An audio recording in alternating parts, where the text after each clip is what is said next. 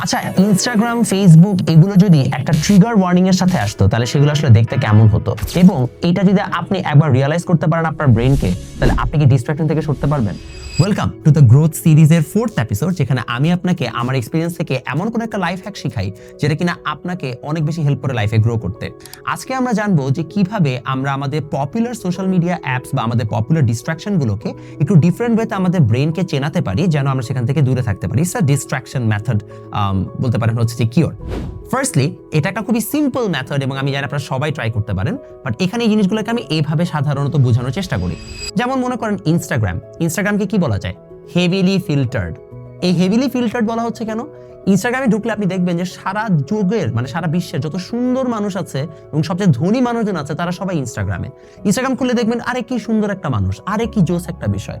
এই জিনিসটা দেখে আমরা মেন্টালি ডিপ্রেসড হয়ে যাই। এই যে ডিপ্রেশন যাতে আমরা পড়তেছি, এটার মেইন কারণ হচ্ছে আসলে ইনস্টাগ্রামের মানুষ তার সবচেয়ে সুন্দর ছবিটা, তার সবচেয়ে সুন্দর মুহূর্তটা দিচ্ছে এবং সেটার মধ্যে হাজারটা ফিল্টার মেরে দিচ্ছে। There is no possible way to understand যে আসলে ওই মানুষের লাইফে কি চলছে। So the moment you think that it is a heavily filtered social media platform, আপনার ব্রেন তখন ডিপ্রেশনে একটু কম পড়বে। এখন আমি একটা সুন্দর মানুষ দেখলে বা একটা আমার থেকেও বেটার মানুষ দেখলে আমি অটোমেটিক্যালি ভাবি যে আচ্ছা না, most probably he is just sharing the most amazing thing going on in his life. ওনার লাইফে যারা 10টা প্রবলেম আছে সে শো করতেছে না। So heavily filtered should be the right word for Instagram. Number 2, social media অ্যাপগুলোর ক্ষেত্রে যেগুলো মেসেঞ্জার টাইপের অ্যাপ, যেমন হোয়াটসঅ্যাপ, মেসেঞ্জার, এগুলোকে আমরা বলি সাধারণত FOMO, fear of missing out. What does it mean? আপনি যখন মেসেঞ্জারটা ওপেন করেন আপনি দেখেন 2300 মেসেজ, 500 মেসেজ।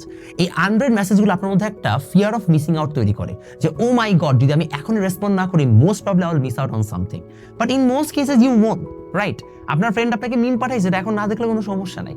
সো আপনি যদি ফোমো ওয়ার্ডটাকে আপনার মেসেঞ্জার এবং হোয়াটসঅ্যাপের সাথে রিলেট করতে পারেন, দেন ইউ উইল থিঙ্ক আচ্ছা ঠিক আছে, ইটস নট দ্যাট ইম্পর্টেন্ট। তারপরে আপনার সাথে সোশ্যাল মিডিয়ার ক্ষেত্রে মেসেঞ্জার গেল, এটা গেল। ইউটিউবের ক্ষেত্রে আপনি কি বলতে পারেন? ইউটিউবের ক্ষেত্রে আপনি বলতে পারেন আননেসেসারি ইনফরমেশন। আচ্ছা ঠিক আছে, আমার ভিডিওটা আননেসেসারি হতে পারে, বাট লাইক আমারটা ভালো। সো আননেসেসারি ইনফরমেশন বলতে আপনি ইউটিউবে দেখবেন অনেক কন্টেন্ট।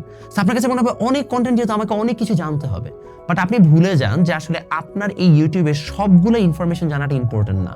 সো আপনাকে এখান থেকে ফিল্টার আউট করাটা অনেক কষ্ট, যেহেতু so unnecessary information can be a very good idea for YouTube. এইভাবে আমার যে কোনো হচ্ছে যে ডিস্ট্রাকশনকে যদি আমি একটা ট্রিগার ওয়ার্নিং এর সাথে লাগিয়ে মানে অ্যাসোসিয়েট করে দিতে পারি, তাহলে আমার জন্য আসলে ডিস্ট্রাকশন থেকে বের হওয়া অনেক সহজ হয়ে যাবে। আশা করি আপনারা এইভাবে বিভিন্ন লেবেলিং এর মাধ্যমে নিজেদের ডিস্ট্রাকশনকে একটু ডিফারেন্ট মাত্রায় দেখতে পারবেন।